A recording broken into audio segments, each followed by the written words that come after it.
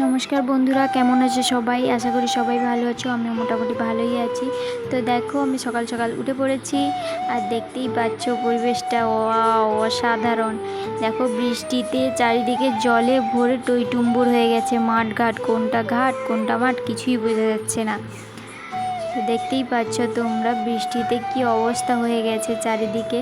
আর তোমাদেরকে তো আগেই বলেছি যে আমি আমার বাবার বাড়িতে আছি। ঘুম থেকে উঠে দেখি বাবা বাঁকি হাতে নিয়ে আসছে। তো তোমরা জানো আজকে বাবা যে বাঁকি বসিয়েছিল পুকুরে, ওতে অনেকগুলো মাছ উঠেছে। চলো তোমাদেরকেও দেখাই।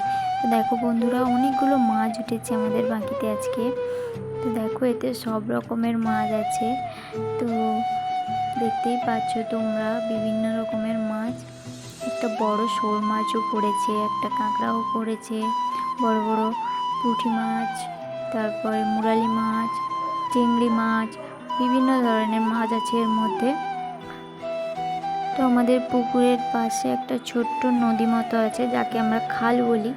তো এই মাছগুলো বেশিরভাগটাই ওই খাল থেকেই ঢোকে। প্রত্যেক দিনের তুলনায় আজকের বেশিরভাগটাই মাছ পড়েছে, দেখতে পাচ্ছ তোমরা। তার সঙ্গে একটা বড় শোল মাছও পড়েছে। আর এই দেখো, আমার দুষ্টু মিষ্টি পুচকু মেয়ে এখন ব্রাশ করছে। ও এখন খুব রেগে আছে আমার ওপর। দেখতেই পাচ্ছ ওর মুখখানা কেমন করে রেগেছে। হ্যাঁ, ও ঘুম থেকে উঠেই আমার উপর রেগে আছে। একা একা ব্রাশ করে একা একা ব্রাশ ধুয়ে মুখ টুক ধুয়ে নিচ্ছে, আমাকে লাগছে না। তো ওর রাগ তো ঠান্ডা হয়ে যাবে। চলো মার কাছে যাওয়া যাক। দেখো, মা এখানে মাছ কাটছে। মার শরীরটা এমনিতেও ভালো নেই, তাই মাকে বললাম যে আমি রান্না করে দেবো, তুমি মাছটা কেটে দাও। তাই মা মাছ কাটতে বসছিল। আর দেখো, মাছটাতে এত লাল ভর্তি যে কাটতে এত অসুবিধা হচ্ছিল। তো দেখো, আমি স্নান করে চলে এসেছি। এখন যাব রান্নাঘরে, কারণ কি মায়ের শরীরটা ভালো নেই আর বৌদি উনানে ঠিক মতো রান্নাও করতে পারে না। তো দেখো, আমি রান্নাঘরে চলে এসেছি আর মা মাছ কেটে ধুয়ে দিয়ে গেছে। ওর মধ্যে আমি নুন হলুদ দিয়ে ভালোভাবে মাখিয়ে নেব। দেখো, আমি নুন দিয়ে দিয়েছি, হলুদও দিয়ে দিয়েছি। এবার ভালো করে মাখিয়ে নেব। তো ভালোভাবে মাখানো হয়ে গেলে আমি ওটাকে ভাগ ভাগ করে নেব, কারণ ওতে তো বিভিন্ন ধরনের মাছ আছে, তাই আমি ওগুলো আলাদা আলাদা করে নেব। তো দেখো, আমি কড়াইয়ের মধ্যে তেল দিয়ে দিয়েছি। তো গরম হওয়ার অপেক্ষা করছি।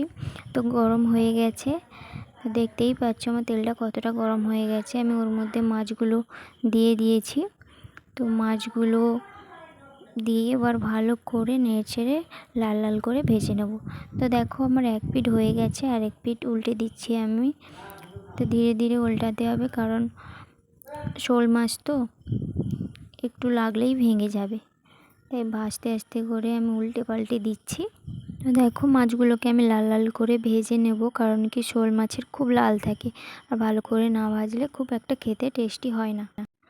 তো তারপর আমি রান্না করব শোল মাছের ধক্কা। তো তোমাদের একটু দেখাই। দেখো কি কি রান্না হচ্ছে।